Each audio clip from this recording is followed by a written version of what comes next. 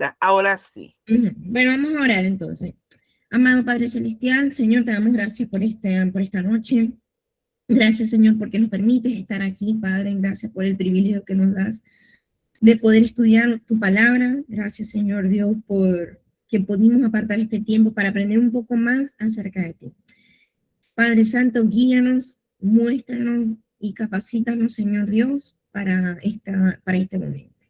En tus manos damos todas estas cosas, en el nombre de Cristo Jesús. Amén. Bueno, chicos, yo casi no los puedo ver porque como estoy compartiendo pantalla, ay, Dios mío, como que se salió. Ah, no, ahí está. Como estoy compartiendo pantalla, no puedo ver su rostro, cualquier cosa levantan la manito o hablan, me interrumpen. Bueno, vamos a iniciar. Hoy vamos a estar conversando acerca de las cartas sobre problemas en la iglesia, que es primera y segunda a los Corintios, que es la lección 16 y 17 del manual. Vamos a empezar primero situando a Corintio. Corintio es una ciudad que está en el continente europeo y está allí cerca de Macedonia, cerca de Éfeso, y ven la distancia que está desde Jerusalén. Aquí está Corinto, también, o sea, es una ciudad costera, también cerca del mar Mediterráneo. Es muy importante que nos ubiquemos en el contexto de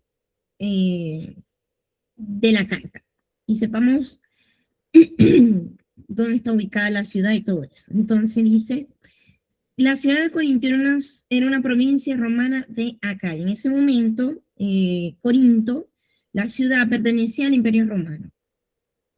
Provincia de Acaya. Era una ciudad portuaria, como ya se los comenté, de gran movilidad y comercio. Su cercanía con Atenas la hacía una ciudad importante también. Recuerden que Atenas era una ciudad también importante donde se hacían los Juegos Olímpicos o los Juegos que nosotros conocemos hoy como Juegos Olímpicos, que es la capital de Grecia, y también estaba cerca de la ciudad de Corinto. La ciudad de Corinto estaba localizada en la parte sur de Grecia, lo que era la provincia romana de Acaya en ese momento. 72 kilómetros al oeste de Atenas, está en la parte baja estaba el Peloponeso, está conectada al resto de Grecia por el istmo de 6.4 kilómetros de ancho, el cual está delimitado al este por el Golfo Sarónico y al oeste por el Golfo de Corinto. Es decir, que esto que les estoy señalando aquí con el mouse, ahí estaba la ciudad de Corinto. Del lado sur estaba Grecia, que en ese momento se conocía como Acaya, y de este lado estaba el Peloponeso. Es decir, que Corintio era un istmo que unía estas dos ciudades importantes. Hablemos más acerca de la ciudad. Corinto está cerca de la mitad del istmo y está prominentemente situada en una meseta alta. Es como decir, no sé si alguna vez ustedes llegaron a ir a Coro, Punto Fijo, para que entiendan, pues eso también es una especie de istmo. Bueno, algo así era donde estaba la ciudad de Corinto. Y estaba ubicada en un istmo, pero era una zona montañosa. Por muchos siglos, todo el tráfico terráqueo de norte a sur en esa área tenía que pasar a través o cerca de esta ciudad antigua, debido a que el viaje por mar alrededor del Peloponeso representaba un viaje de 400 kilómetros, que era peligroso y obviamente tomaba mucho tiempo. La mayoría de los capitanes trasladaban sus barcos sobre plataformas con ruedas o estructuras para cruzar el istmo pasando directamente por Corinto. Como era de esperarse, Corinto prosperó como una de las principales ciudades de comercio, no solo para la mayoría de Grecia, sino para gran parte del área del Mediterráneo, incluyendo el norte de África, Italia y Asia Menor. Un canal que cruzaba el Istmo fue iniciado por el emperador Nerón durante el primer siglo después de Cristo, pero no fue terminado sino hasta finales del siglo XIX. Vamos a explicarles un poco más acerca de eso. Por ejemplo, miren, viendo el mapa aquí de donde estaría Corinto, vamos a ver un poquito más adelante aquí. Esto es un screenshot actual.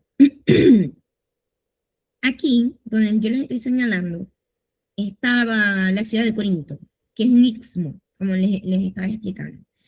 Entonces, los marinos de ese momento, para no dar esta vuelta, ¿verdad? Por aquí, y pasar por lo que esto que llaman Cabo Malea, para no pasar por aquí porque habían tormentas, se estaban ahorrando 400 kilómetros de navegación. Ellos lo que hacían era que pasaban este istmo donde estaba la ciudad de Corinto, que era aproximadamente de 6.4 kilómetros. ¿Y cómo hacían esto? ¿Y cómo pasaban las naves? Algo así como lo que hoy modernamente conocemos como el Canal de Panamá. Pero ellos idearon una forma que se llamaba el diolcos, que era como una vía de trenes, pero realmente era para pasar los barcos. Vamos a ver algunas imágenes. El diolcos es una palabra griega que significa vía de transporte o camino de transporte. Literalmente se compone de la palabra día, que significa a través, y olcos, que significa máquina de porteo o vía de transporte. Entonces, en ese momento, la ingeniería no había avanzado tanto y ellos se las ingeniaron para hacer esto, algo como así, que era lo que se llamaba como diolcos. El barco llegaba a una de las costas del Istmo, se colocaba el barco sobre una plataforma o trineo de madera con ruedas. Eso obviamente, esta plataforma estaba como en la costa, pues, dentro del mar, y después ellos la jalaban. Hombres, animales o poleas arrastraban el barco a lo largo del Diolcos, cruzando el Istmo, o sea, ellos lo atravesaban, pues, de 6 a 8 kilómetros aproximadamente. Al llegar al otro lado, el barco se bajaba del trineo y se vuelve al agua del otro mar. El trineo se mueve sobre un camino de piedras con ranuras paralelas que sirven de guía. ¿Por qué era tan importante? Permitía evitar rodear todo el Peloponeso, ahorrando tiempo y evitando peligros como tormentas, piratas. Fue clave para el comercio y la estrategia militar. Era como una línea de ferrocarril, pero para barcos. Era un sistema de arrastre sobre piedras. Obviamente esto tenía ruedas, pues. Esto tenía rueditas y por allí pasaban, o sea, hacían el transporte de los barcos. Era como un canal de Panamá, pero eh, rudimentario, algo así. Entonces, seguimos aquí con el contexto de donde está ubicada la ciudad de Corinto. Estaba por aquí, por el Istmo, entre esta parte de aquí que era conocida como el Peloponeso y Grecia, Atenas, pero todo ese territorio pertenecía al Imperio Romano. Y como les expliqué, con este diolcos, ellos atravesaban desde el Golfo de Corinto hasta el otro lado la, este, las naves portuarias, las naves, los barcos los pasaban y se ahorraban todo este camino que era muy peligroso para los marineros. Por lo tanto, la ciudad de Corinto era una ciudad portuaria, que es como lo que hoy llamaríamos modernamente Panamá. Porque Panamá, ustedes se van de viaje a donde sea y la mayoría de los viajes aéreos siempre hacen escala en Panamá. Incluso en un aeropuerto muy grande, cuando ustedes van llegando a Panamá, los que han tenido la oportunidad de ir o hacer escala allí, se ven los barcos esperando turno para entrar al canal, incluso en un aeropuerto que yo nunca había visto que había fila de aviones para despegar. Entonces, Corintio en ese momento era como una especie de Panamá. Era una ciudad céntrica, comercial, llena de marineros, o sea, había mucho tráfico de gente. También la ciudad de Corintio, luego existían en Corintio unos juegos que se llamaban los Juegos del Istmo, uno de los eventos deportivos más importantes de ese día. El otro eran los Juegos Olímpicos, que eran en Atenas, que estaban relativamente cerca, pues. Estaba aquí Atenas y Corinto estaba aquí. Entonces eran ciudades muy cercanas. Y en esa época estaban los Juegos Olímpicos y también estaban los Juegos del Istmo. Eran llevados a cabo en Corintios, causando más tráfico de personas, aún por los estándares paganos de su propia cultura. Corinto se volvió tan moralmente corrupta que su nombre mismo se volvió sinónimo de desenfreno y depravación moral. Corintianizar llegó a representar inmoralidad descarriada y embriaguez desenfrenada. Es decir, en vez de, ellos decían, no voy a corintianizar, o sea, era que iban a hacer pecados de manera desenfrenada, algo así. Y también se hacían estos juegos, es decir, que la ciudad era muy céntrica, era muy transitable, habían turistas, habían comercio, habían marinos, había mucho tráfico de gente. Al igual que la mayoría de las ciudades griegas antiguas, Corinto tenía una acrópolis, la cual se elevaba a más de 600 metros y era usada tanto para la defensa como para la adoración. El edificio más prominente en el Acrópolis era el templo a Afrodita, la diosa griega del amor, y para los romanos Venus. Unas 1000 sacerdotisas, quienes eran prostitutas religiosas, vivían y trabajaban ahí. Bajaban a la ciudad en la tarde para ofrecer sus servicios a los hombres de la ciudad y visitantes. En la imagen podemos ver las ruinas actuales de lo que fue el Acrópolis o los edificios del Acrópolis, que les voy a explicar por aquí.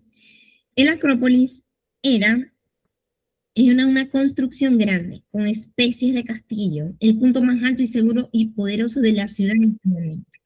Estaba la defensa militar, vigilancia estratégicas, prácticas religiosas y refugio en caso de guerra. Entonces eso era lo que se conocía como la Acrópolis de Corinto. Es decir, estaba en un cerro grande, no sé, por ejemplo, en Caracas sería el Ávila, aquí estaría, no sé, en el Cerro San Cristóbal.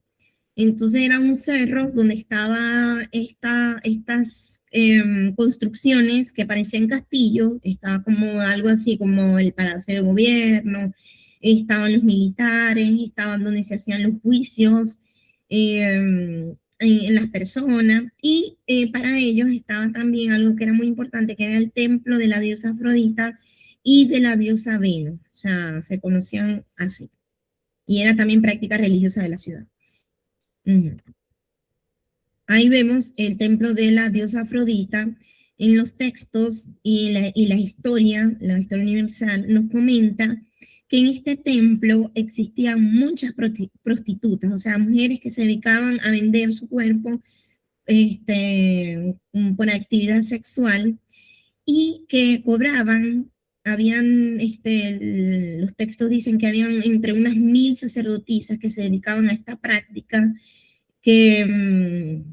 y con el cobro de ellas se mantenía el templo, pues. O sea, esto era una cultura muy arraigada que ellos tenían, y lo vamos a ver más adelante en la clase porque esto es de importancia.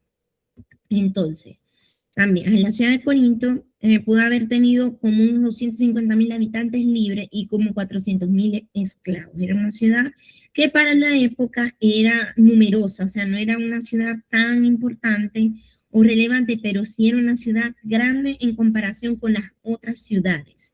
Y aquí vemos un poco el esquema. Aquí arriba, en este cerro, estaba el Acrocorintio, estaba como por decir, el Palacio de Gobierno y el templo de la diosa Afrodita. Y en las tardes, las trabajadoras sexuales bajaban y empezaban a pescar hombres por aquí y por abajo. Entonces, ¿cómo llegó el Evangelio a esa ciudad tan controversial? Esa historia la leemos en Hechos capítulo 18. Dice que durante su segundo viaje misionero, Pablo estableció la iglesia de Corinto. Durante su tercer viaje misionero, cerca del año 56 después de Cristo, probablemente mientras visitaba Éfeso, Pablo escribió su primera epístola a los Corintios. La epístola fue escrita en respuesta a informes que Pablo recibió concernientes a ciertos problemas y cuestiones que se habían suscitado en esa iglesia después de su partida.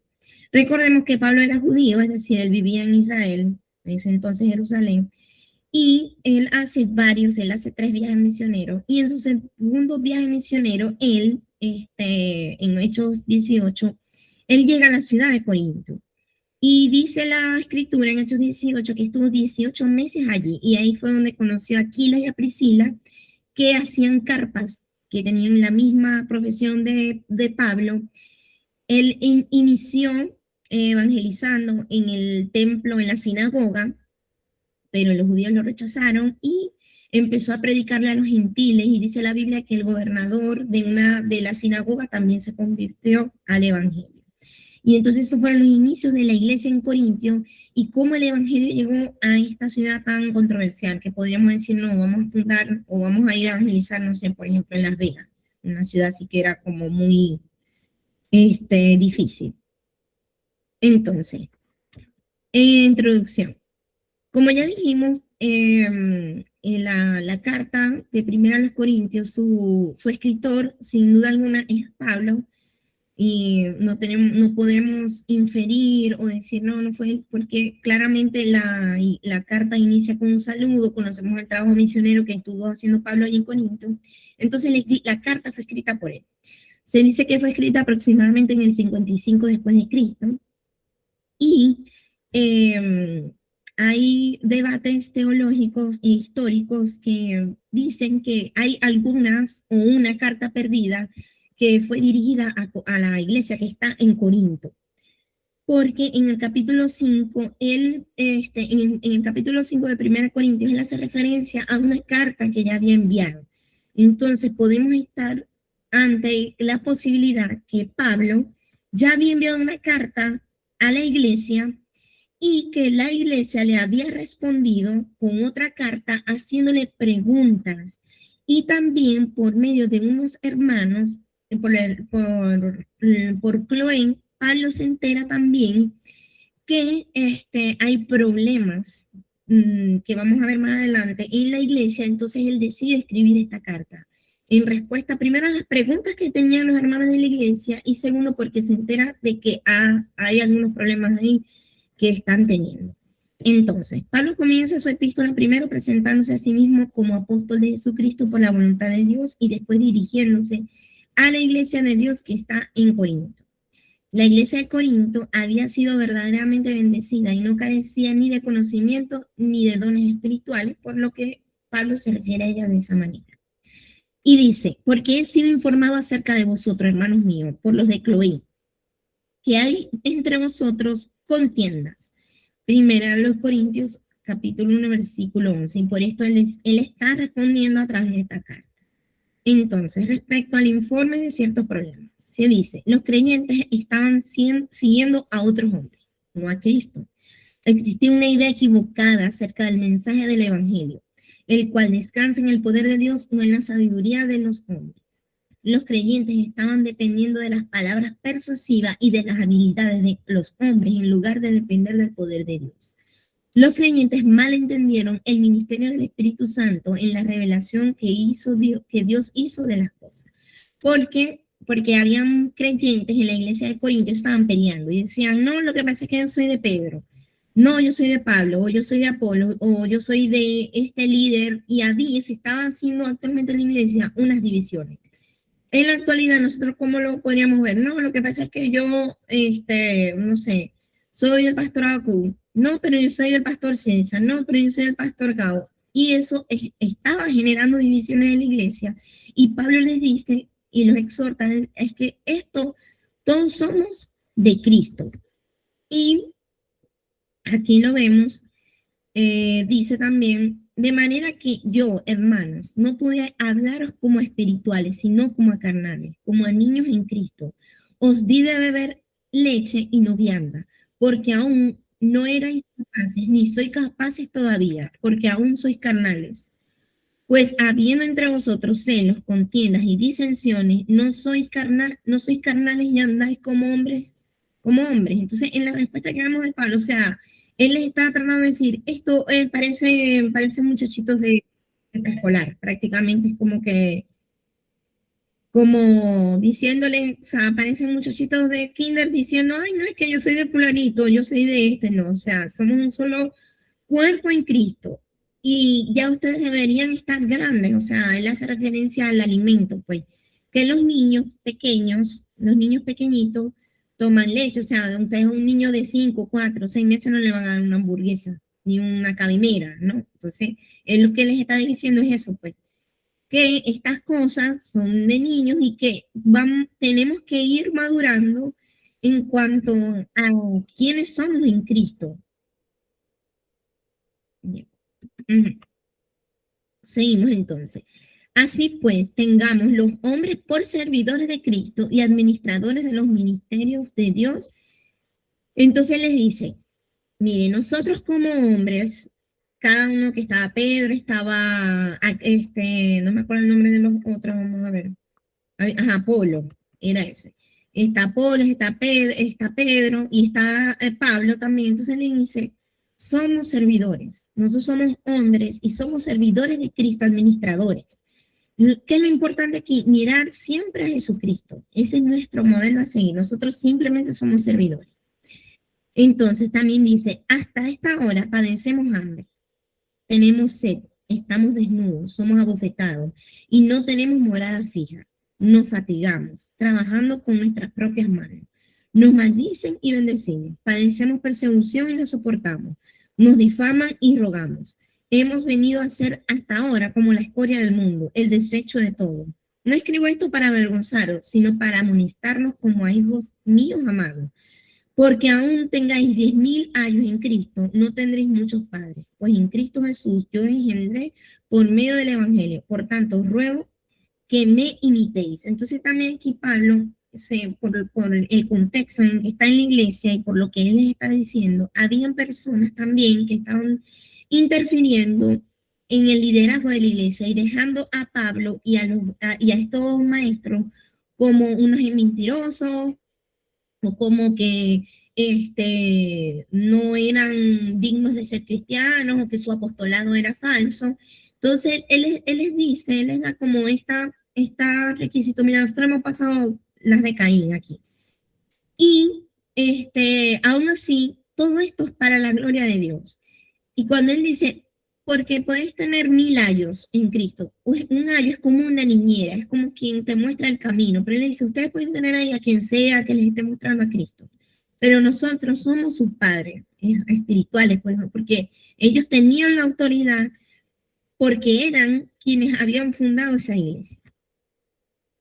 Y aquí vemos también uno de los principales problemas que es atacado aquí en la carta. Dice que hay un caso de inmoralidad sexual. Entonces dice, de cierto se oye que hay entre vosotros fornicación y tal fornicación cual ni aún se nombra entre los gentiles, tanto que alguno tiene la mujer de su padre. Primera a los Corintios capítulo 5:1.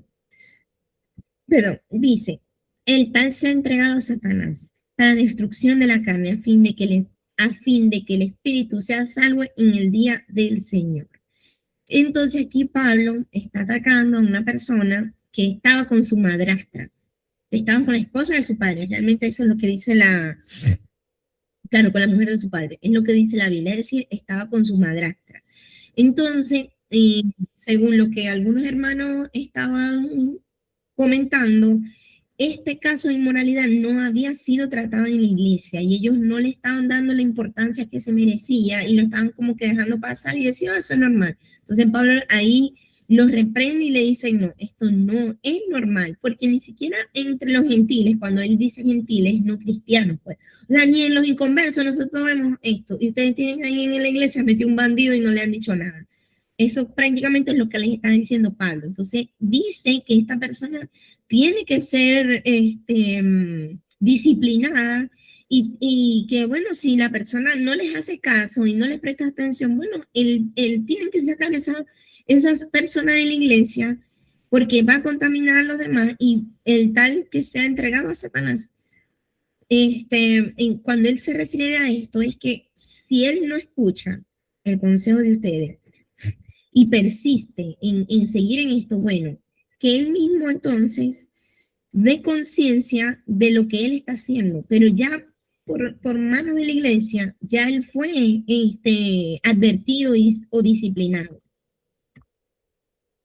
Entonces también dice, ¿por qué Pablo trata estos pecados de inmoralidad sexual y casos de fornicación y todo esto? Recuerden el contexto en que estaba la iglesia. Estaba en una ciudad complicada, que las prácticas de prostitución eran normal, que era una ciudad con un tráfico de gente considerable, que había marinos, que había comercio. Entonces, era una iglesia como que estaba en la boca del león, por decirlo de alguna manera.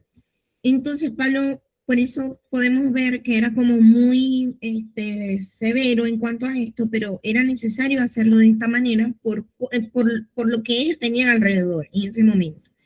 Entonces dice, ¿osa alguno de vosotros cuando tienen algo contra otro ir a juicio delante de los injustos y no delante de los santos?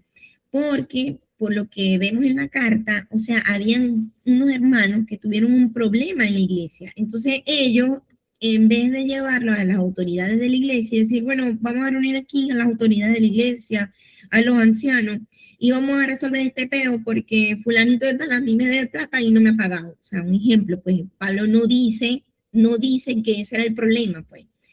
Pero había un problema entre unos hermanos. Entonces ellos ni siquiera se pudieron poner de acuerdo y fue y lo demandó. O sea, es como si no pudimos resolver aquí el problema de la iglesia y va y lo demanda en los tribunales, no sé. Entonces, eso es lo que le dice Pablo, o sea, cuando tiene algo contra otro, ir a juicio delante de los injustos, o sea, le está llamando injusto a las personas que no tienen el temor de Dios, a Cristo en su corazón, y no delante de los santos. Entonces, le está diciendo, ustedes prefirieron ir delante de los injustos que resolver este problema con los santos, eso no es posible. Les está diciendo, eso no está bien. Cuando les dice, o sea, este problema tuvieron que arreglarlo aquí, entre nosotros mismos en la iglesia, porque igual no es de testimonio, o sea, en ese momento, pues, o sea, la gente que está fuera de la iglesia, en la ciudad, va a decir, ven esos que dicen que son cristianos, que adoran a Cristo, entre ellos mismos se están matando y se están demandando, ¿qué quedará para nosotros que estamos aquí? Eso es lo que les llama a la reflexión, pues, Pablo. Y también les hace una advertencia también en cuanto a la fornicación, dice, ¿no sabéis que vuestros cuerpos son miembros de Cristo? ¿Quitaré pues los miembros de Cristo y los haré miembros de una ramera? De ningún modo. ¿O no sabéis que el que se une con una ramera es un cuerpo con ella? Porque dice, los dos serán una sola carne. Pero el que se une al Señor, pero el que se une al Señor, un espíritu es con él. Huid de la fornicación. Cualquier otro pecado que el hombre cometa está fuera del cuerpo, más el que fornica contra su propio cuerpo peca. ¿O ignoráis que vuestro cuerpo es templo del Espíritu Santo, el cual está en vosotros, el cual tenéis de Dios, y que no sois vuestro? Entonces, aquí le está hablando directamente al contexto que están metidos en una cultura que era normal fornicar. ¿Qué era fornicar? Tener relaciones sexuales antes y fuera del matrimonio. Eso es la fornicación. Entonces, él está diciendo, o sea, ustedes cuando se acuestan con una prostituta, con una ramera esta, se hacen uno solo. ¿Y cómo puede un miembro que tiene el Espíritu Santo, que tiene a Dios en su corazón, cómo puede unirse a una ramera? Entonces dice que el que fornica contra su propio cuerpo peca. Es decir, es como si yo agarro un cuchillo y me empiezo aquí a cuchillar, o sea, contra mi propio cuerpo estoy pecando, de manera en el ámbito espiritual y de manera corporal también, porque primero, todo lo que implica tener una relación sexual con una persona, pues. O sea, te estás mostrando vulnerable delante de esa persona porque estás completamente desnudo, ahí se comparte intimidad y sin hablar de los posibles casos de enfermedades de transmisión sexual. Entonces, él está haciendo ahí bien enfático y el regaño es como bien severo en cuanto a esta práctica. ¿Por qué? Porque era súper, mega, hiper normal que en la ciudad de Corintio se practicara esto. Entonces él está diciendo, ustedes no pueden hacer esto porque ustedes son ya transformados por el poder de Dios. Incluso en 1 Corintios 5:17, o no, eso es 2 Corintios, pero eso lo vamos a ver más adelante. Ajá, ¿alguna pregunta o duda que tengan hasta aquí, chicos? ¿Algo que quieran comentar, agregar?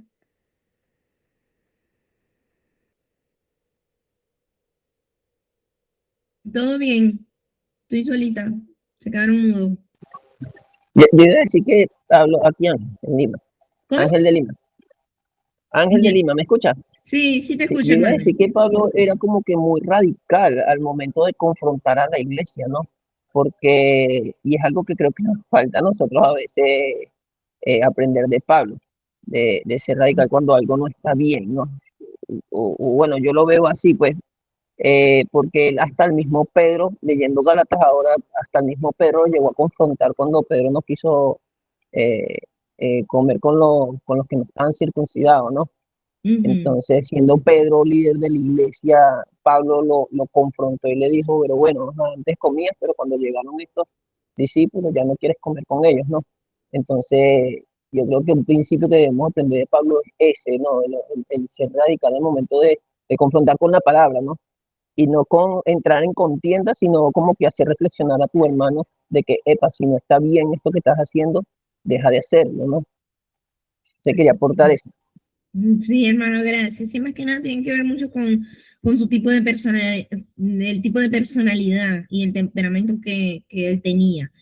Y más que nada, o sea, él sentía un celo porque obviamente era una iglesia que él había fundado, o sea, el evangelio llegó ahí por medio de él, o sea, él fundó esa iglesia.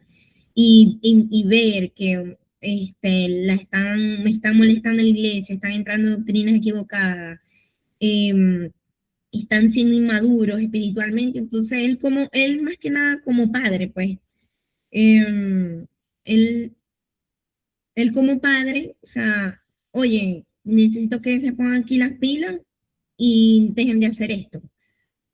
Sí, más que nada era en la autoridad como que él tenía como un padre espiritual para la iglesia, lo hacía. Eso. Mari, ajá, yo quería agregar también que es importante el contexto. Al ser Sí, esta ciudad portuaria y tener como común para ellos, como cultural, el hecho de la fornicación, la disputa, la adoración a dioses, él no tenía otra alternativa. Él tenía que mantener centrado a las personas que habían dado el paso de creer en el Señor. Y por eso los confronta tan fuertemente. Sin embargo, esa confrontación luego a él le trajo algunas consecuencias que vamos a ver más adelante. Pero yo creo que él no tenía otra alternativa, tenía que ser firme para recordarles a ellos cuál era la nueva manera de vivir. Tenían que aprender a vivir de otra forma. exacto, sí, por el contexto en el que estaban en una iglesia, en una ciudad muy promiscua en cuanto a eso. Entonces, era algo que no se podía dejar pasar en ese momento. Entonces, también vamos a leer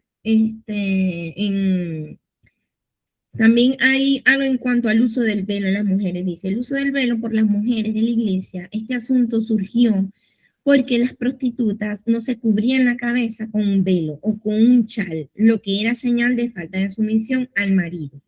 La enseñanza de Pablo va al corazón del asunto. La mujer debía tener la actitud apropiada de sometimiento. En la cultura de Corinto, en esos días, cubrirse con un velo significaba sumisión. Y así lo enseñó Pablo. El asunto de la sumisión o sujeción de una mujer a un hombre bíblicamente no significaba que el hombre valiera más, pues tanto el hombre como la mujer como personas son de igual valor para Dios, sino que se refiere al verdadero asunto de la sumisión como papel funcional. Dios creó a la mujer para que desempeñara ciertas funciones y al hombre para que desempeñara otras. Ninguno es mejor que el otro, solamente son diferentes. Entonces hay un tema ahí también con que la mujer use el velo, porque él también era como bien, como que bien en este tema, pues, ¿por qué lo mencionaba? Porque estas mujeres que trabajaban en este templo de Afrodita, esas mujeres andaban sin velo y el hecho de que yo como mujer cristiana en ese momento andara sin velo significaba nada, esta es una prostituta. Entonces, por eso él les dice, o sea, pónganse el velo porque las van a confundir con estas mujeres que tienen una práctica sexual inapropiada. Por eso era importante también conocer el contexto de ese momento, pues que estaba este templo allá arriba, que bajaban estas mujeres en la tarde a ofrecer servicios sexuales y que andaban por ahí sin el velo. Entonces, era más que nada por temas culturales y de que era, o sea, era mal visto, pues, en ese momento. Entonces, para ubicarnos un poco, ya hacemos un ejercicio, este, cultural, o sea, para no cometer lo que en teología se conoce como anacronismo, porque cuando nosotros leemos la Biblia, nosotros la leemos con los lentes del siglo XXI. O sea, leemos la Biblia con mis perjuicios culturales, con lo que yo creo, con lo que yo pienso. Entonces, en ese momento era otra cosa, o sea, era otro contexto, era otra cultura, la gente pensaba diferente. Entonces, vamos a traspolar lo que dice en ese momento la Biblia acerca del velo de las mujeres a una situación de hoy. Por ejemplo, vamos a suponer que ustedes tienen una entrevista laboral muy importante. Entonces, por ejemplo, esa entrevista es la entrevista que ustedes han esperado por todo este tiempo que tienen aquí, les van a pagar un sueldo espectacular, les queda cerca de su casa, les van a dar comida, les van a dar merienda, les van a dar transporte, o sea, de lunes a viernes, de 8 a 4 de la tarde, y les van a pagar, pero bastante. Y tienen que ir a esa entrevista. Ahora, o sea, yo quiero que ustedes se ubiquen en el espacio-tiempo, o sea, ¿cómo ustedes irían para esa entrevista? A ver, díganme para ver. A ver, ¿cómo se irían? Me pondría ropa así más ejecutiva, formal. Claro. ¿Qué más? Iba a decir como decía mi hermano, mi hermano, no te tienes que ir chiquiluki, tienes que ir bonito, porque no te puedes ir arriado. Claro, uno se va bien, bien, bien. Entonces, ajá, ahora, ustedes dirían algo así como lo que aparece aquí en la imagen.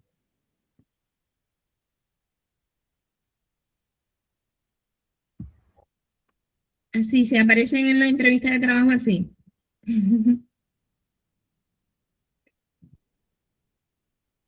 No, ¿verdad? Entonces, no nos vamos a ir inapropiadamente, ni con una vestimenta fuera de lugar, ni oliendo a cigarro, ni oliendo mal, ni nada. Entonces, entender el contexto y actuar con sabiduría y respeto. Entonces, uno tiene que, o sea, porque no, lo que pasa es que las mujeres tienen que andar con el velo, ¿cómo es que se llama esto en Irán? El yihad, creo que le llaman, no me acuerdo bien. O sea, no, porque ellos estaban en un contexto diferente. Las mujeres que practicaban la prostitución andaban sin el velo y el hecho de que yo anduviera sin velo decir, bueno, esto también hace esa práctica. Entonces, siempre es importante leer los libros de la Biblia o la Biblia en general, en este caso, primera y segunda de los Corintios, en el contexto. Estaba en una ciudad bien complicada, con prácticas de prostitución, una ciudad portuaria, con comercio, con tráfico de gente, y era normal este tipo de prácticas, o sea, eran muy, muy promiscuos, practicaban pecados, entonces es importante entender el contexto en el que estamos en cuanto a eso. También la iglesia le hace preguntas a Pablo acerca del matrimonio. ¿Deben casarse los creyentes? Pablo le responde, pues la necesidad de la carne es bueno que cada hombre tenga una esposa y cada esposa tenga un esposo. La vida de soltero es mejor, pero es mejor casarse que vivir con concupiscencia, es decir, con pecado. Dios ha llamado a algunos a casarse y a otros a quedarse solteros, pero cada persona debe cumplir con su función según el llamado de Dios. Es decir, aquí que es lo que está diciendo Pablo, o sea, el que se casa hace bien, porque incluso creo que usa la frase que el que se esté quemando que se case. Y el que no se quiera casar, que no se case, o sea, no le estén diciendo a la gente te va a quedar abollado, te dejo el tren, no vas a tener hijos, no, o sea, si la persona no se quiere casar, que no se case. ¿Por qué? Porque entonces tiene más tiempo para servirle al Señor, pero el que se quiera casar, que se case. Entonces eso lo explica el apóstol ahí, que tenemos esa libre decisión. Obviamente, no, yo no me voy a casar porque va a vivir la vida loca, no, eso no es lo que está diciendo el apóstol ahí. Está diciendo que el que se quiera casar, porque se está quemando, que se case. Y que cada esposo debe tener su esposa y la esposa debe tener un esposo. Pero el que tiene el don de continencia, el que quiere vivir en celibato, bueno, que se quede tranquilito y y no se case. También habla acerca de los creyentes comer sacrificados a los ídolos. Se va a hablar también de manera rápida porque habían también judíos, o sea, practicantes judíos, que ellos no comían carne sacrificada a ídolos. Ellos tenían esta práctica. Les explico, o sea, no sé, voy a tratarlo de traspolar al siglo XXI. Vamos a suponer que nosotros estamos en Corinto, ¿verdad? Y somos judío-cristianos. los judíos tenían sus prácticas, recuerden, así como los venezolanos tenemos nuestra práctica en diciembre de comer hallaca, escuchar gaita, comer pan de jamón y ponche crema, ¿verdad? Los judíos tenían sus prácticas, ellos no comían cerdo, ellos no comían carne de animales de pezuña hendida, no comían camarones, no comían pulpo, guardaban el sábado y no comían carne que fuese sacrificada a ídolos. Por ejemplo, mataron una vaca y esa vaca la sacrificaron a Baal. O en este caso en la ciudad de Corinto, no, esa vaca la sacrificaron en el templo de Afrodita. Yo no como eso. Entonces había gente que no eran judíos y no les importaba y se comían la carne porque eso es carne. Entonces, ¿qué es lo que está diciendo ahí Pablo de hermano? Se los voy a poner ejemplo siglo XXI, ahora en la actualidad. Traspolar el tema de la carne en la ciudad de Corinto al siglo XXI, Santiago de Chile. En los cristianos, hermanos, cristianos evangélicos de la iglesia Las Buenas Nuevas Church. Hermano, si usted, ¿verdad? Se quiere tomar un vino con su esposa, con la familia, un asado, X, se toma su vino, ¿verdad? Y se toma un selfie, lo monta en el Instagram, y tiene gente, ¿verdad? Que no tiene la madurez espiritual para decir, uy, eso que sea evangélico, mira, se está emborrachando. Entonces, si yo tengo gente en mis redes sociales, o voy a invitar a un hermano a mi casa, a un asado, y voy a comprar vino, y van a decir, uy, eso que está evangélico, van para la iglesia, y mira, está emborrachando aquí, tomando vino. Si esa persona tiene esa mentalidad, no se toma el vino, por amor a ese hermano. No monte la foto por amor a ese hermano, para cuidar el corazón de ese hermano. Pero si usted, Helvi y yo, aquí estamos de aniversario y no vamos a tomar una botellita de vino, no lo tomamos, normal, porque no estamos perjudicando a nadie, ni estamos dañando el corazón de ningún hermano. Entonces, prácticamente eso es lo que les está diciendo aquí Pablo. En amor, no hermano, yo si viene una persona que está recién convertida a mi casa y tiene ese estigma social de que los evangélicos no pueden tomar vino, bueno, hermano, yo no me lo tomo por amor a ese hermano, a ese hermano, yo tengo que tener esa madurez. Eso es lo que prácticamente les está diciendo Pablo aquí. Dice, el conocimiento envanece, pero el amor edifica. Sacrifique su libertad si es causa de que un creyente débil tropiece. Pablo rindió sus derechos y llegó a ser siervo de todos para ganar a mayor número. Pablo se hizo esclavo de su cuerpo. Si piensa estar firme, tenga cuidado de no caer como los israelitas cayeron. Nadie debe buscar su bien propio, sino el bien de otros. Que no cause tropiezo a nadie, sea judío o griego de la iglesia. Es decir, ¿qué es lo importante aquí? No ser piedra de tropiezo para otro hermano, no ser como, por amor, si eso daña al hermano, bueno, yo por amor a ese hermano no lo voy a hacer. ¿Se entiende la idea? ¿Quieren alguien que tenga que decir algo? ¿Mm? ¿Se entendió? ¿Todo bien?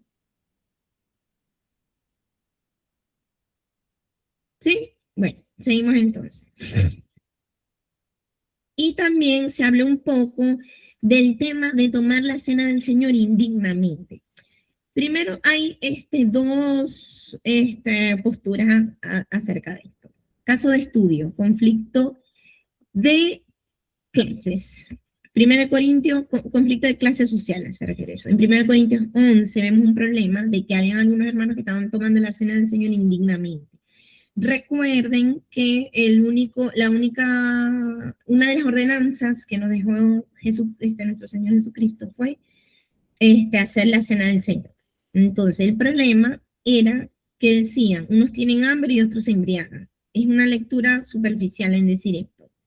Pero cuando estudiamos el contexto o hacemos un análisis sociocientífico, primero recuerden que Corinto era una ciudad romana, en ese momento pertenecía al Imperio Romano. Y las casas romanas, los ricos comían en una cuestión que se llamaba triclinium, que era exclusivo para las personas que tenían el dinero.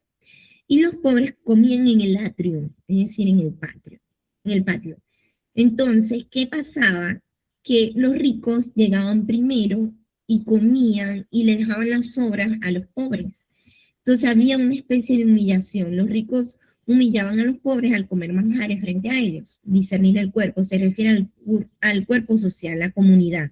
Comer indignamente, celebrar la unidad mientras se practica división de clases. Es decir, que entonces llegaban los pobres de las jornadas laborales a la reunión de la iglesia para celebrar la cena del Señor y encontraban las obras.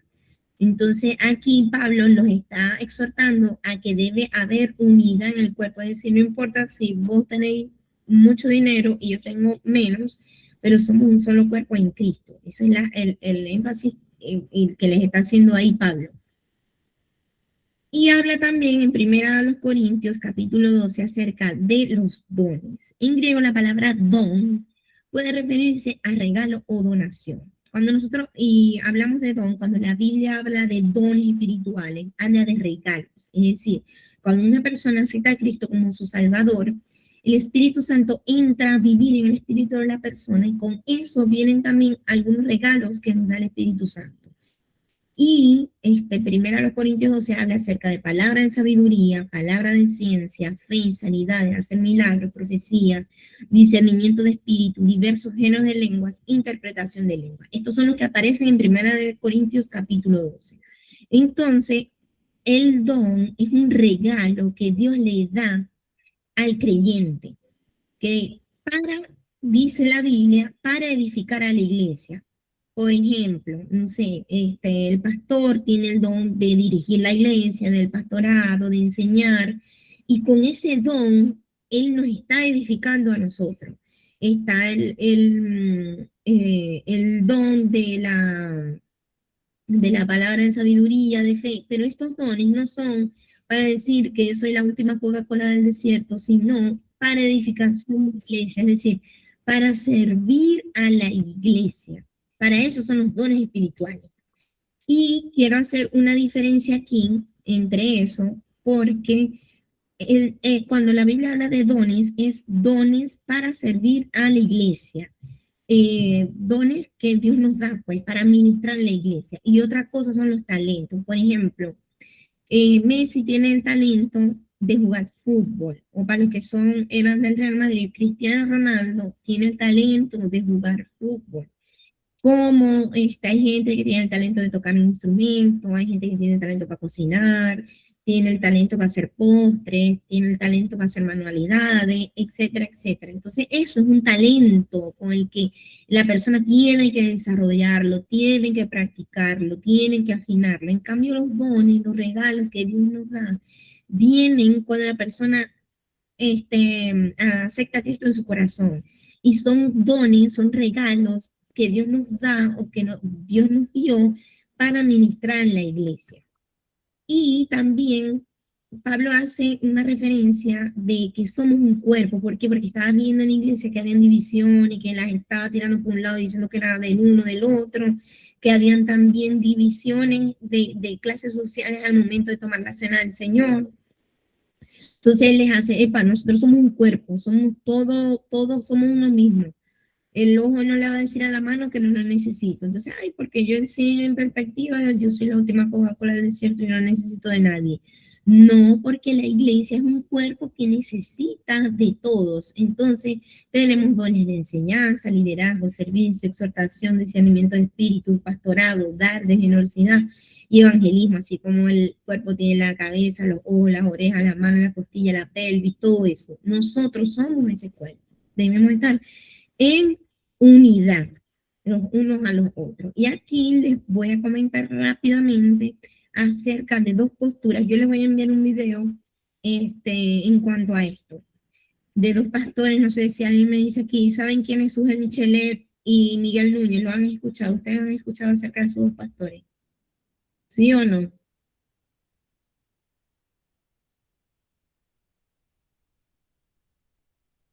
Parece que se murieron todos. Por mi lado no. No los he escuchado, bueno. No. Les voy a enviar unos videos de Michel Sugelet y de Miguel Núñez, que ellos son dos líderes actuales, estudiosos de la Biblia, los dos, en cuanto a estas dos posturas del cesacionismo y el continuismo. Entonces, ¿qué dice el cesacionismo?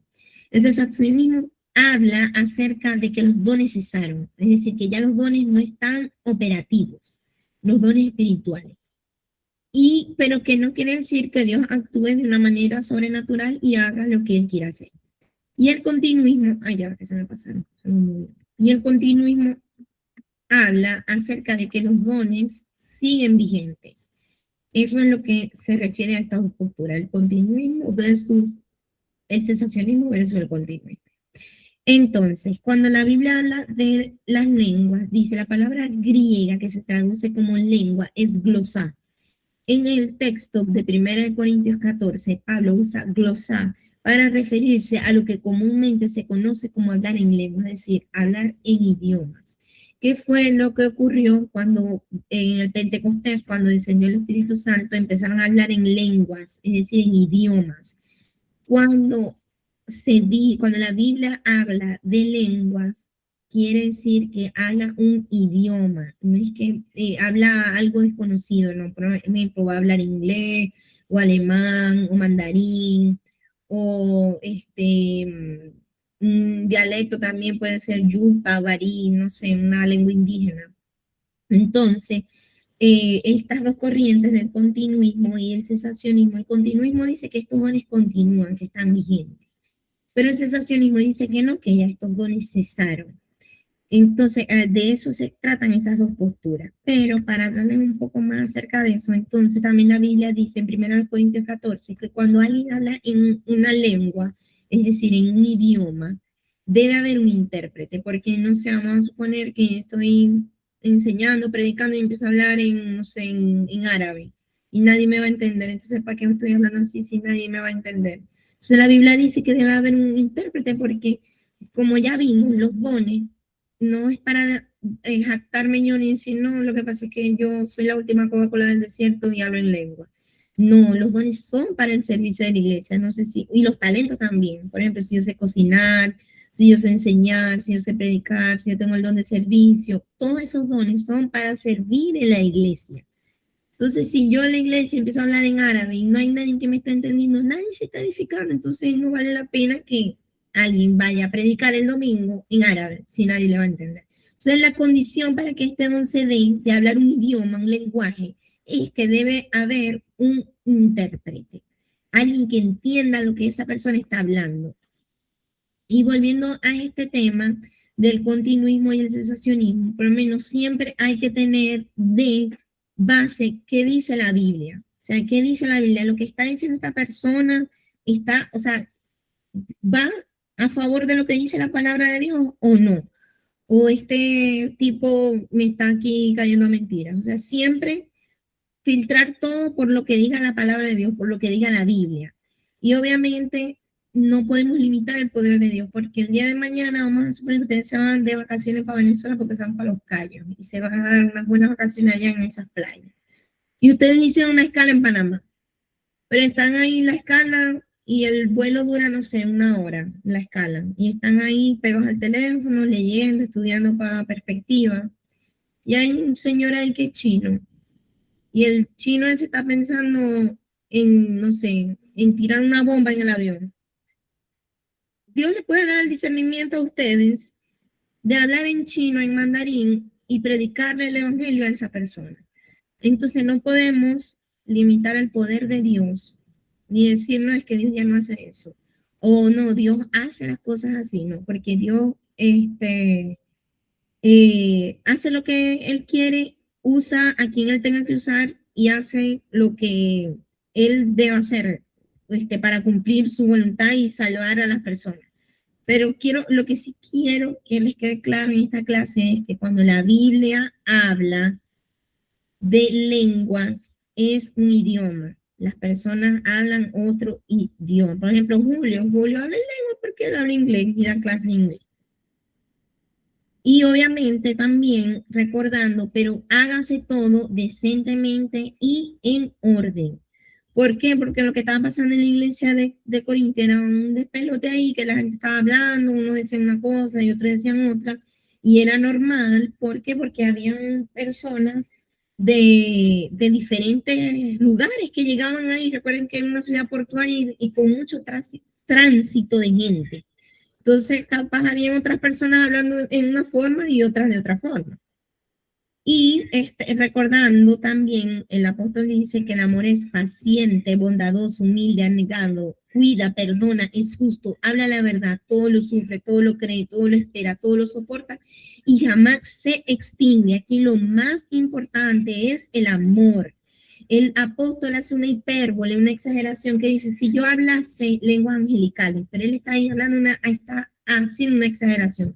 O vamos a suponer que yo me paro el domingo a la iglesia y empiezo a hablar en lenguas angelicales, entre comillas, y nadie me está entendiendo. Entonces, mi alma está loca, está borracha, no sé para qué vino para acá, si nosotros vinimos a escuchar un sermón, a edificarnos, y yo estoy hablando algo que no corresponde.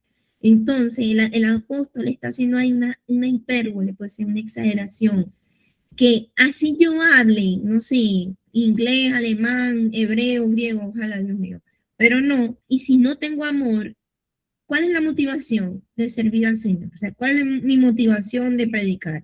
¿Cuál es mi motivación de estar en la iglesia? A que la gente me vea, que me crean que soy, como dirían en Maracaibo, la pepa el queso. No, o sea, ¿qué es lo que me debe mover para el servicio? El amor a mis hermanos y el amor al Señor primeramente. Y también hay un tema con la resurrección que le preguntan a Pablo si la gente va a resucitar o no. Entonces hay una verdad, hay en verdad una resurrección. ¿Cómo sería el cuerpo resucitado? ¿Morirán todos los creyentes? Somos salvos por el Evangelio, si nos aferramos a él. De otro modo, hemos creído en vano. Jesús resucitó de entre los muertos al tercer día. Muchos testigos lo vieron. Si no hay una resurrección, Jesús no está resucitado y nuestra fe es vana. Pero Cristo en verdad resucitó. Él fue el primero. Entonces, cuando Él venga, todos los que le pertenecen resucitarán. Que no sean desviados. Las malas compañías corrompen el buen carácter. Arrepiéntanse y dejen de pecar. El cuerpo que poseemos en el sepulcro es como una semilla. Resucitará como un cuerpo glorioso espiritual. Como hemos traído a la imagen de Adán terrenal, seremos como el Adán celestial. No dormiremos todos, pero seremos cambiados en un abrir y cerrar de ojos. Es decir, que había unas posturas de judíos que eran los saduceos, que ellos no creían en la resurrección. Entonces le estaban diciendo prácticamente, entonces, ¿para qué murió Jesucristo si no resucitó y nosotros vamos a morir y no vamos a resucitar tampoco? Entonces él está argumentando eso, que claro que va a haber una resurrección y Cristo resucitó.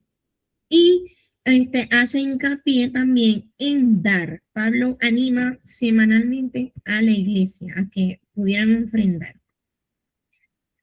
Y también lo más importante, todo me es lícito, pero no todo me conviene. O sea, esto es una pregunta también. O sea, tomar Coca-Cola me conviene, no me conviene porque me va a subir el azúcar, me va a salir celulitis y no es saludable, entonces no me conviene. Me conviene ir para una discoteca con gel y ponerme allá a bailar pegado y montar un live en Instagram. No me conviene porque nosotros somos servidores en la iglesia y no es un lugar en que nosotros nos sintamos cómodos. ¿Me conviene salir a manejar y llevarme a todo el mundo por delante? No me conviene. Quisiera a veces pasarle a mucha gente por arriba con el carro, pero no me conviene, porque no viene de parte de. Entonces siempre cuando ustedes se enfrentan a una situación, ¿me conviene esto o no me conviene? No sé, ¿me conviene ir para la playa y ponerme una tanga que se me vea hasta el alma? No me conviene, porque la Biblia dice que las mujeres deben vestirse decorosamente. Y para qué voy a estar yo mostrándome si para eso tengo a mi esposo que me ve a mí. Entonces no tengo necesidad de por qué estar enseñándome. No, me voy para Margarita, me voy para allá, para Los Cayos, no sé, o para Viña del Mar. No, esto me es lícito, me conviene, no me conviene. Entonces siempre todo lo que nosotros hagamos, pasarlo por ese filtro de si me conviene o no. Y siempre, o sea, si esto perjudica a un hermano, no, yo por amor a ese hermano, yo prefiero no hacerlo. Y vamos entonces rápidamente a la segunda carta a los Corintios, que está en la misma ciudad, está en el mismo contexto, Y veamos, dice, el apóstol Pablo es reconocido universalmente como el autor de esta carta. Es una carta intensamente personal en la que Pablo proporciona muchos detalles de sus recorridos y relaciones. La fecha más probable para la epístola es en el año 55 después de Cristo. Pablo la escribió después de salir de Éfeso, en Hechos 21, pero antes de llegar otra vez a Corintio, Hechos 22. Pablo hizo un viaje rápido por mar, desde Éfeso hasta Corinto, y luego de vuelta. Esta visita no terminó bien, y más adelante Pablo se refirió a ella como una visita envuelta en tristeza, aunque esta visita no está registrada en Hechos. Pablo escribió según a los Corintios desde Macedonia, probablemente, para expresar su gratitud por el arrepentimiento y la obediencia renovada de algunos miembros de la iglesia. Bueno, sí, ya. Para ponerlo un poco en contexto, o sea, se dice que antes de Primera de Corintios, Pablo ya había enviado una carta a Corinto y que los hermanos les respondieron haciéndole todas esas preguntas y explicándole el caso de inmoralidad que había, que el muchacho se estaba acostando con la madrastra. Él le responde esta carta, y él viaja a Corinto rápido, hace un viaje rápido a Corinto y se encuentra algunos problemas ahí. Hay gente que lo insultó, que lo trató mal, que pusieron en tela de juicio su apostolado. Le dijo que él no era ningún apóstol y que no estaba bien preparado. Y él, para no hacer un problema más grande, él decide irse, se va. Y él envía a Tito, o a Timoteo, no recuerdo bien cuál de los dos, para que vaya a la iglesia. Creo que es Tito. Tito vuelve y ellos se encuentran en Macedonia y le dan informe a Pablo y le dicen, no, la iglesia está arrepentida, ellos tomaron en cuenta lo que les dijiste en la segunda visita, y él, por esta razón, escribe segunda a los Corintios en respuesta del informe que le había dado Tito a Pablo. Entonces, vamos a ver un video explicativo. Aquí.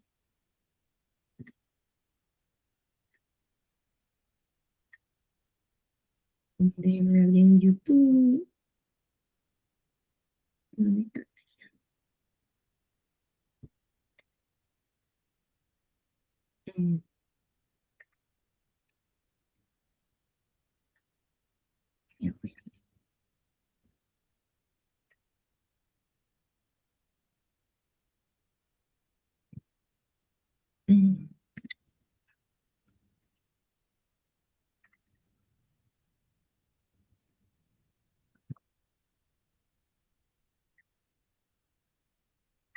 Ya se lo voy a colocar.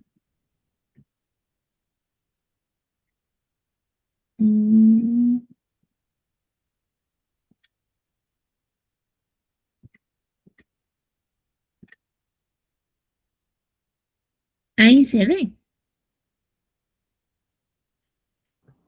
Sí. Y se ven grande ahora. Sí. Así. La segunda carta de Pablo a los... ¿Se escucha? Sí. Sí. Gracias, ya lo voy a colocar. Ahora sí, ya. La segunda carta de Pablo a los Corintios. Aunque se llama Segunda de Corintios en nuestras Biblias, hay muchas pistas en esta carta de que esta no es la segunda carta que Pablo escribió a la iglesia en la antigua Corinto. Pablo inició esta comunidad de Jesús en Corinto en uno de sus viajes misioneros hacía ya un tiempo.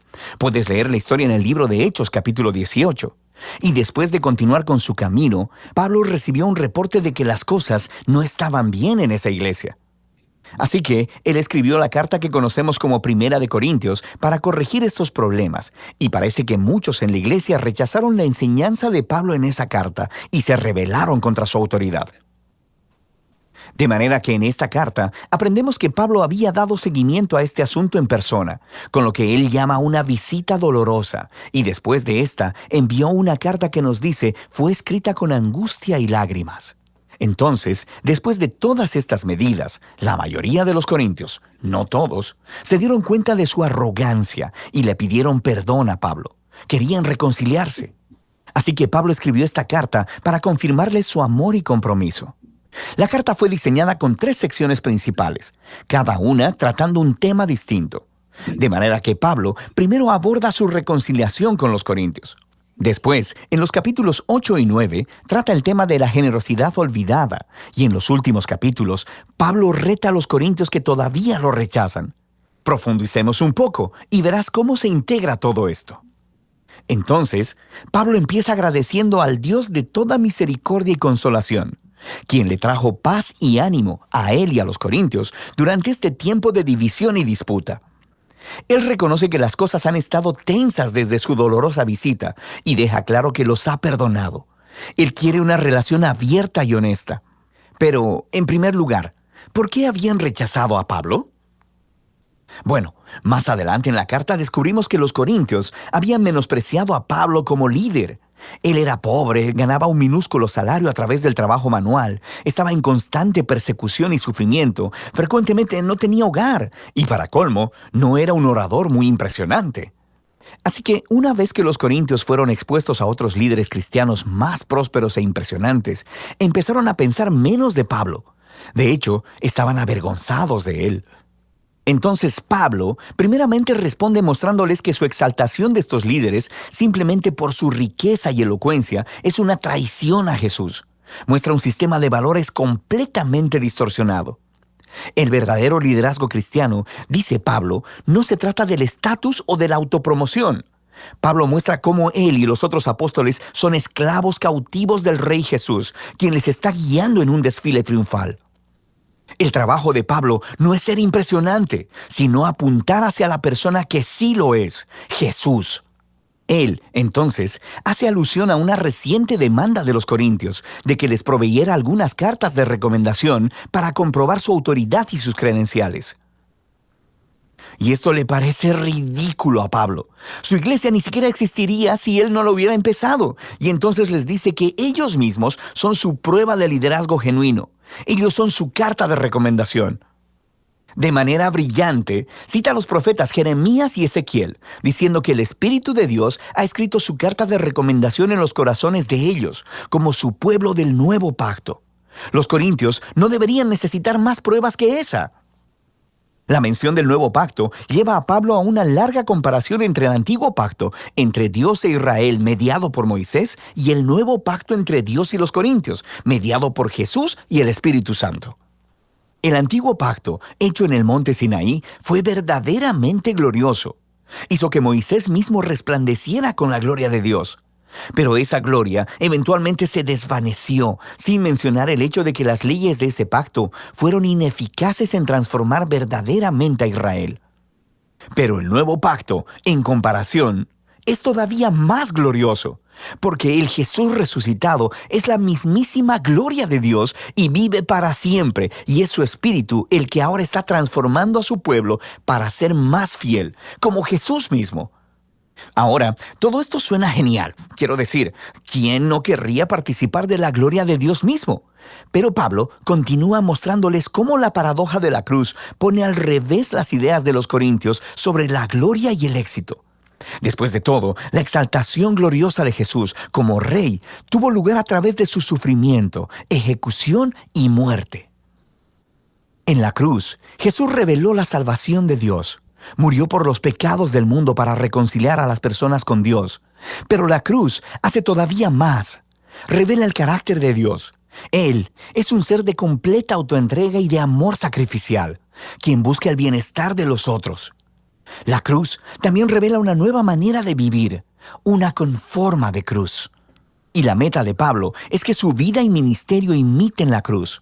Así que aunque su carrera apostólica ha estado marcada por la humildad, el sufrimiento y la pobreza, todo fue para servir a los corintios. Cuando ellos desaprueban la pobreza y el sufrimiento de Pablo, también desaprueban a Jesús. La manera de vivir y de liderar de Pablo es en realidad la prueba de que él representa auténticamente al Jesús crucificado y resucitado. Pablo realmente quiere reconciliarse con los corintios, pero no va a permitir que esto se realice hasta que ellos hayan sido transformados y abracen esta paradoja de cabeza de la cruz. Después de esta apelación apasionada, Pablo continúa tratando el tema de la generosidad olvidada.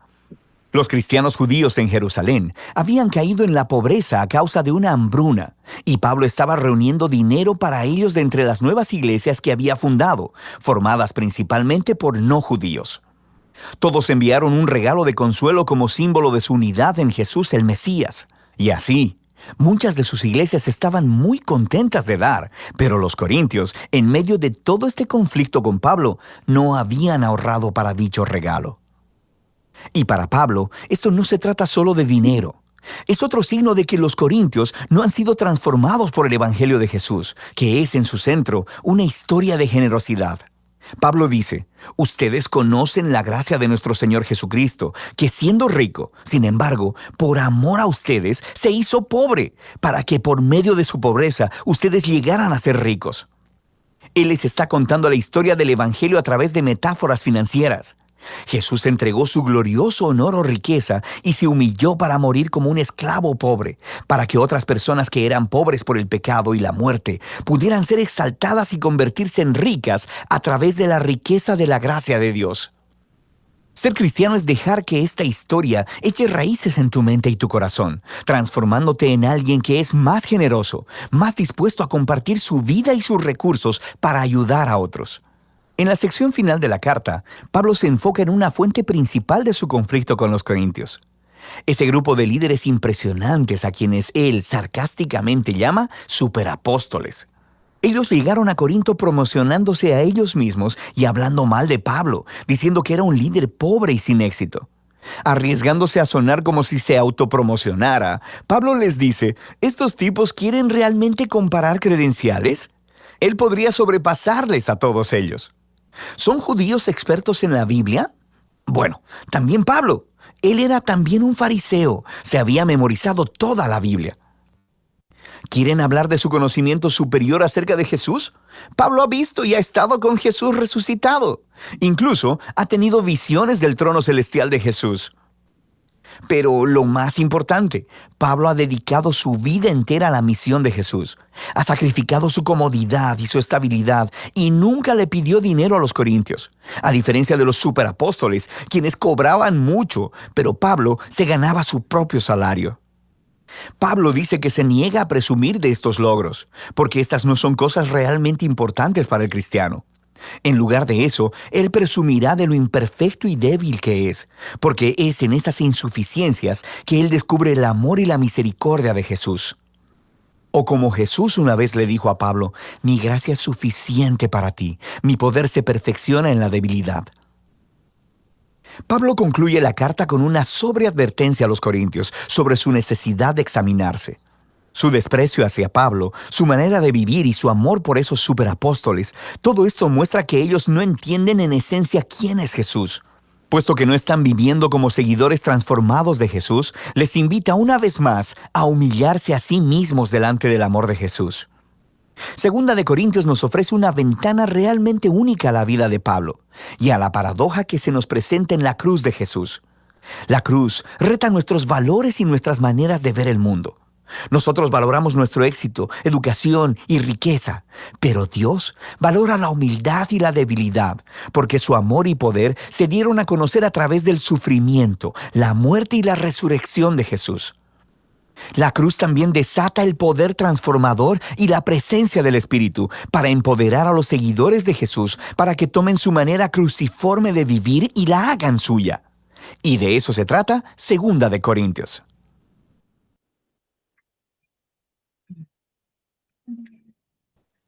La segunda carta de Pablo a los Corintios. Aunque se llama Segunda de Corintios en nuestra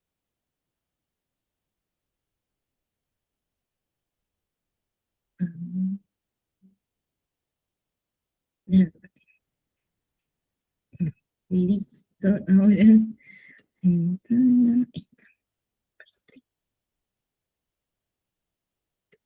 Se ve la presentación, ¿verdad?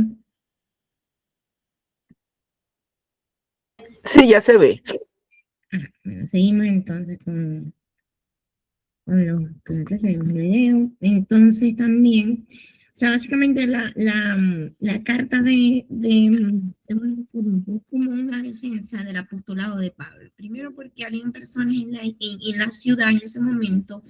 Recuerden que como era una ciudad muy transitable de comercio, o sea, habían personas como con posturas, con un discurso como más llamativo, pero era como una corriente del evangelio de la prosperidad en ese momento, porque le estaban cobrando a las personas de la iglesia porque ellos fueran a enseñar en esa iglesia o les estaban persuadiendo para quitarles el dinero. Entonces están dejando a Pablo como que, mi alma, ese Pablo es un mendigo ahí que anda por ahí pasando roncha, o ese no es apóstol nada, nosotros sí. Entonces están dejando a Pablo como algo en menos y ellos exaltándose. Entonces Pablo hace una defensa completa en cuanto a todo su apostolado. Y hacemos una comparación entre los falsos apóstoles y líderes carnales y apóstoles genuinos y líderes espirituales. Entonces, los falsos actúan como si fueran amos sobre todo. Los verdaderos trabajan humildemente con los creyentes. Cuentan con los humanos para ser recomendados. Los verdaderos, su fruto y resultados hablan por ellos. Los falsos dependen de ellos mismos. Los verdaderos dependen de Dios. Los falsos practican maneras secretas y vergonzosas de vivir, engañan a la gente y distorsionan la palabra de Dios. Los verdaderos son honestos y abiertos delante de Dios y otros hablan claramente la palabra.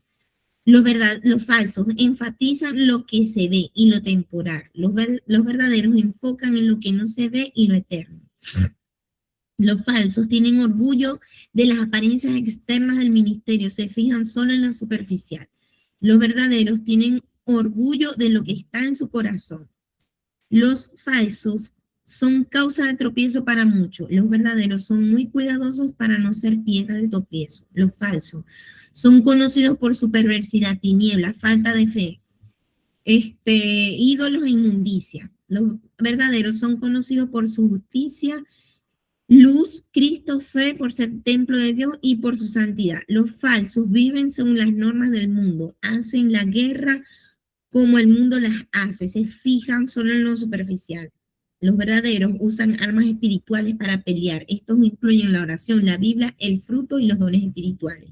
Los falsos se elogian a sí mismos, se miden por ellos mismos y se comparan con otros. Los verdaderos se glorían en el Señor y son recomendados por Él. Los falsos actúan como si fueran los superapóstoles, se jactan de hablar muy bien, son obreros engañosos, aparentan ser de Cristo, pero son de Satanás. Estos serán juzgados en un día. Los verdaderos temen que sus convertidos sean engañados como Eva, siendo extraviados a la perdición, recibiendo un Jesús diferente, un evangelio diferente y un espíritu diferente. Así que cuidan a los nuevos creyentes, a menudo trabajando sin pago. Los falsos esclavizan, explotan y se aprovechan de los creyentes. Se enaltecen ellos mismos y abofetean a los creyentes en la cara. Viven una vida fácil y segura. Los verdaderos pueden sufrir prisiones, látigos, ladrones, faltas de sueño, de comida, de ropa y problemas en la iglesia. Viven una vida dura y peligrosa. Los falsos inventan visiones y enseñanzas, inventan cuentas de milagros que nunca sucedieron. Los verdaderos tienen visiones y revelaciones, hacen señales, prodigios y milagros. Los falsos, su mayor preocupación es por ellos mismos. Los verdaderos, todo lo que hacen es para fortalecer a otros. Los falsos pecan en secreto, difaman a los apóstoles verdaderos y líderes justificados. Los verdaderos juzgan a los creyentes que pecan y a los falsos maestros. En la iglesia desean usar su autoridad para edificar a la iglesia.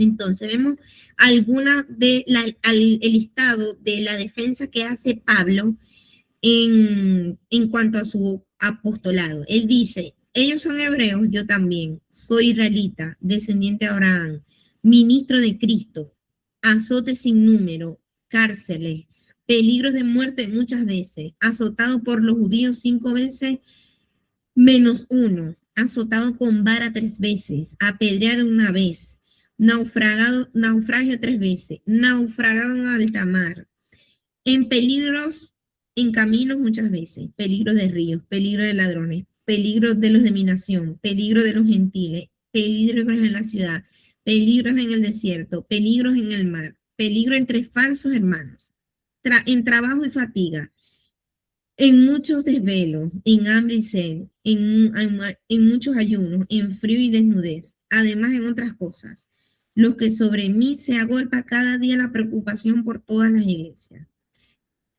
Quien enferma y yo no me enfermo, a quien se le hace tropezar y yo no me indigno. Si es necesario gloriarse, me gloriaré en lo que es de mi debilidad. Entonces, Pablo no se gloria en sus logros, sino en sus debilidades, porque en ellas el poder de Cristo se perfecciona. Es decir, esta gente está en la iglesia molestando, se hacen llamar los superapóstoles y hacen ver a Pablo como indigno. Y él aquí, en 2 Corintios, capítulo 11, desde el versículo 22 al 30, él defiende su apostolado y da una lista. Estos son mis requisitos. O sea, yo soy hebreo, israelita también. Y cuenta todas las calamidades y problemas que ha pasado por mantener a las iglesias y el llamado que Dios le hizo para ser un misionero, fundador de iglesias y evangelista. Todo lo que él pasó para que su apostolado no fuera cuestionado. Y sin embargo, él siempre coloca de primero a Jesucristo. Entonces, también habla del yugo desigual. Dice, no unáis en yugo desigual con los incrédulos. ¿Por qué? ¿Qué compañerismo tiene la justicia con la injusticia? ¿Y qué comunión la luz con las tinieblas? Entonces, el problema del yugo desigual, si un pez se enamora de un pajarito, ¿dónde construirán su hogar? Entonces, también ese es el problema del yugo desigual. No solamente en las relaciones, sino también en las amistades, en los negocios y en simplemente amistades que no me puedan edificar. O sea, yo no digo que no vamos a aislarnos y no le vamos a hablar a más nadie. No. Así como ustedes, yo también tengo amistades que no son cristianas, pero siempre trato de ser luz para esas personas, siempre trato de ser de bendición para esas personas y que no sea al revés, que ellos me vayan a llevar a cosas que no le agradan al Señor. Eso es importante. También en la carta hay un contexto de que los judíos, los cristianos que están en la ciudad de Jerusalén están pasando por una hambruna. Y Pablo exhortó a varias iglesias a reunir dinero para llevar de ofrenda a las iglesias. Y había iglesias pobres como la de Macedonia. Y sin embargo, ellos habían dado ofrenda para esos hermanos, pero las iglesias de Corintios no lo había hecho. Y Pablo también defiende su apostolado en decir, yo no les cobro a ustedes por ir a enseñar, o yo no les cobro a ustedes por fundar la iglesia, yo no les cobro a ustedes por ir a predicar. Es más, yo mismo me he mantenido, les dice, porque está haciendo alusión a estos superapóstoles que sí les están cobrando. Entonces, estos superapóstoles le están diciendo que Pablo se está agarrando esas ofrendas. Y él también hace un argumento y se defiende. O sea, yo no he tenido necesidad de que ustedes me den ofrenda, porque tengo otros hermanos que me han ofrendado. Y para eso yo también trabajaba, porque Pablo tenía oficio de hacer carpas, de armar carpas. Y también dice que de lo que ustedes me dan, yo se lo he dado a los más necesitados, o sea, ni siquiera me agarrado ese dinero. También Pablo, en defensa de su apostolado, dice que Dios en visiones lo llevó al tercer cielo, que vio cosas maravillosas y gloriosas, que no se le fue permitido hablar. Y Pablo, por su temperamento y su forma de ser, también era un hombre que tendía también como a exaltarse, pero Dios le había dado un aguijón. La Biblia no lo especifica, pero él dice que Dios le había enviado eso para mantenerlo humilde, que él le había pedido a Dios que se lo quitara 3 veces, pero Dios le había dicho que no, y que le dijo, bástate en mi gracia, porque mi poder se perfecciona en tu debilidad. Entonces, cuando soy débil, soy fuerte. Entonces, eso también es una enseñanza para nosotros en cuanto a nuestras debilidades. Cada uno tiene debilidades, tiene carencias, pero lo importante es que nosotros en esas debilidades o pruebas que estemos pasando nos fortalezcamos en el Señor y dependamos aún más del Señor. Y que en esa debilidad por la que estemos pasando, entonces podamos decir, soy fuerte porque dependo de la gracia de Dios y no soy yo, sino que es Dios quien me da las fuerzas para superar esta situación o para superar una debilidad que yo tenga también. Entonces, hermano, esta pregunta es para que reflexionemos. Dice, esta pregunta es reflexiva en cuanto a la primera carta. ¿Qué puedes hacer en tu iglesia local para lograr que este tipo de comunidad sea como la que Pablo ordena en Primera a los Corintios? ¿Qué le estaba ordenando Pablo a la iglesia en la primera carta? Bueno, que fuera una iglesia unida, que no era que yo soy de fulanito, no, es que el domingo va a predicar fulanito de tal y como él a mí no me gusta, yo no voy. O como, ay, a mí me cae mal esa persona, yo no pienso que está haciendo las cosas bien, bueno, yo no voy. No, o sea, hay una unidad. Pablo exhorta a la iglesia en 1 Corintios a que haya una unidad, a que somos un cuerpo, a que tenemos dones y debemos ponernos al servicio de los hermanos, a que no podemos mirarnos por encima del hombro porque yo tengo un mejor trabajo y te miro por encima del hombro y vos sos un grillo negro. No, eso no es lo que está diciendo Pablo. A que tomemos la cena del Señor en unidad. Entonces, esta pregunta es para que puedan pensar y si la quieren compartir, estaría chévere.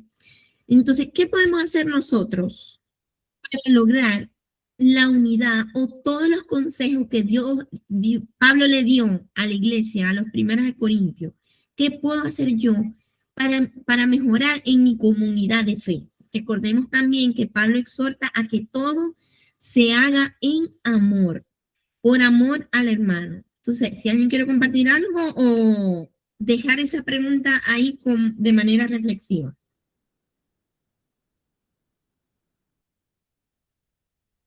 Bueno, sigo con la siguiente, dice, según a los Corintios, ¿de qué manera luchas para perdonar a otros o para seguir a tus líderes piadosos?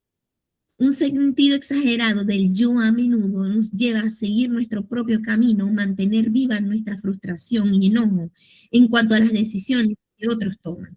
Sin embargo, el comentario que hace Pablo del ministerio de la reconciliación de Jesús nos recuerda que debemos buscar la reconciliación, evita la trampa de la desunión en relación con los líderes y con otros creyentes. En cambio, al igual que Pablo, esfuérzate por vivir en humildad con todas las personas. Es decir, recuerden que hay gente dentro de la iglesia que le está diciendo a Pablo que es un falso apóstol. Y él dice que ya los perdonó. Defiende su apostolado, dice que ya los perdonó y que nosotros tenemos un ministerio de reconciliación. Y que así como en nuestras tribulaciones somos consolados, nosotros también debemos consolar a otros. Por ejemplo, yo en mi adolescencia perdí a mi mamá. Dios me dio la fortaleza, me ayudó, me consoló y con ese mismo amor yo puedo entender a una persona que pase por algo similar. Otra cosa, no, me quedé sin trabajo. Yo conozco la angustia que es estar desempleado, conozco esa sensación, pero en ese proceso Dios me enseñó, me mostró, me guió. Entonces, tal vez Dios me permitió vivir esto para que más adelante yo pueda ayudar a otros. Entonces, el día de mañana, cuando yo tenga un hermano o alguien en la iglesia que se quedó sin trabajo, ya yo pasé por ahí y puedo consolarlo. Y también nos habla del ministerio de la reconciliación. Dios, Jesucristo, nos reconcilió con el Padre a través de su sacrificio en la cruz. Entonces, nosotros fuimos llamados a perdonar y a tener un ministerio de reconciliación. Entonces, la pregunta, ¿de qué manera luchas para perdonar a otros o para seguir a tus líderes piadosos? Es una pregunta de reflexión para nosotros. Recuerden que no existe la iglesia perfecta porque está conformada de personas imperfectas como nosotros. Entonces, no, yo no voy más para esa iglesia porque no me saludaron. No, yo no voy más para esa iglesia porque dijeron tal cosa. No, yo no voy más para esa iglesia porque me miraron feo. No, yo no voy más para esa iglesia porque dijeron tal cosa o no se hizo lo que yo dije. Ay, es que yo sugerí esto y no lo hicieron. No. Debemos tener y tomar conciencia tomando lo que dijo Pablo. Tuve que hablaros como a niños y darles leche. No, ya nosotros estamos a un nivel de madurez, de amor por las demás personas y entender que primero tal vez esa persona no me saludó porque no te vio, porque estaba amargado y obstinado ese día o tal vez tenía la menstruación y no quería saludar a nadie. Pero no quiere decir que no te haya querido saludar. Un ejemplo puede ser que ustedes hayan vivido otra cosa. Pero a lo que voy es, sea lo que sea que una persona me haya hecho algo de manera intencional o no intencional, yo debo pasar la ofensa y perdonar. Miren el ejemplo del apóstol Pablo, una persona que había sufrido demasiado, había dado su vida por el evangelio y por estas iglesias, y aún así hablaron mal de él y le dijeron que no era un verdadero apóstol. O sea, y él dice, yo lo perdoné, y defiende su apostolado, y llama la atención, pero él dice, ya yo lo perdoné, y estamos llamados a reconciliarnos. Entonces, hermanos, la reflexión es a perdonar, y si fulanito de tal me miró feo, me hizo algo, me dijo algo que a mí no me parecía, hablarlo con el hermano, ¿sabes que te voy a hacer un asado, te voy a hacer unas arepas, te voy a hacer unas caimeras? ¿Queréis venir para mi casa y yo te invito a Coca-Cola? No, mentira. Yo te invito a una agüita así con gas bien buena y venís para acá para la casa y hablamos. Entonces, si hay algo que ustedes tengan con un hermano, ore al Señor y háblelo con la persona y deje pasar la ofensa. Somos llamados a reconciliarnos. Aprendamos de estas cosas que sucedieron en la iglesia. Entonces, vamos a hablar rapidito de la tarea, nos quedan 4 minutos. Dice, requisitos, use exclusivamente su Biblia y con ayuda del Espíritu Santo, use letra Arial 12 interlineado 1.5 mínimo, una página específica, ya, vengan que voy a buscar aquí mejor la tarea. Déjame compartir. Se dejó de compartir la pantalla, sí, ¿verdad? Sí, sí. Ya. Déjenme buscar rapidito la tarea para mostrárselas.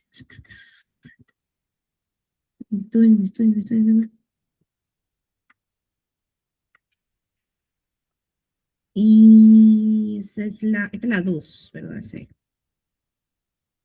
Ya se abrió. Voy a compartir rapidito la pantalla. Ahí está. ¿Se ve? Sí. Ajá, dice entonces. Lección 17 y 18. Cartas sobre problemas en la iglesia, primera y segunda de los Corintios. Resumen del capítulo. Requisitos. Use exclusivamente su Biblia y la ayuda del Espíritu Santo. Usa letra Arial 12 e interlineado 1.5. Mínimo una página. Especifique cuál capítulo y cuál carta escogió. Explicación. Escoja un capítulo de primera o segunda a los Corintios. Léalo. Realice un análisis y explique lo que más le gustó con sus propias palabras. Explique qué enseñanza le dejó este pasaje en su vida. ¿De qué manera lo impactó? ¿Cómo puede aplicar lo que aprendió? No le pida a la IA que se lo haga, por favor. Queremos saber lo que usted aprendió. Si la enseñanza bíblica llenó su corazón y fomentar la lectura bíblica. Especifique cuál capítulo escogió y qué carta. Es decir, déjame ver.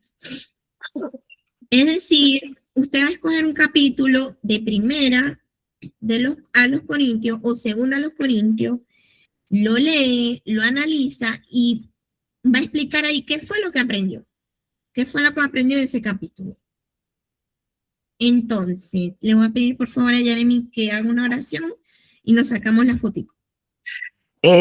Para complementar, disculpe que estoy un poco afónica, para complementarlo de las tareas, sería bueno que en el grupo mandaran cada uno qué capítulo escogió y de qué libro, para que no se repitan. Y así nos organizamos, ¿sí? Sí. Se fue. Vamos a orar. Gracias, Padre Celestial. Gracias, Señor, por este tiempo y por este espacio donde nos has permitido conocer de las cartas escritas por Pablo a la iglesia de los Corintios. Gracias, Padre, porque a pesar de ser cartas que podemos ver mucha de la historia del crecimiento del Evangelio, también hemos visto elementos en ellas que todavía el día de hoy podemos ver en nuestras vidas. Padre, ayúdanos a mirar en ese contexto qué nos quieres decir para el momento actual. Padre, ayúdanos a discernir cuál es la enseñanza que quieres para nosotros. Te damos gracias, Señor, porque tienes tanto cuidado de nosotros que a través de tu palabra nos guías, nos orientas, nos sostienes, nos das luz, nos das principios que nosotros debemos ver revelados en nuestras vidas y seguirlos. Gracias, Padre, por la oportunidad de estos estudios. Gracias, Señor, porque nos ayudas a caminar contigo de la mano y mirar, Padre Santo, cómo fuiste tú haciendo crecer en el mundo la fe, yendo a las instancias más lejanas y a los sitios inclusive más oscuros, y allí establecer la luz. Gracias, Padre, por la oportunidad que también tenemos nosotros en este momento, en este siglo XXI, de ser luz para otras comunidades. Te pedimos un buen descanso, te pedimos, Señor, que nos cuides, que cuides a nuestra familia, Señor, y que nos dé, Señor, el querer como el hacer para poder esgrimir de tu palabra todo lo que tú quieres que nosotros conozcamos. Todo esto te lo pedimos en nombre de tu amado Hijo Jesús. Amén y amén. Amén. Bueno, para quienes quieran abrir su cámara, vamos a sacarnos la foto.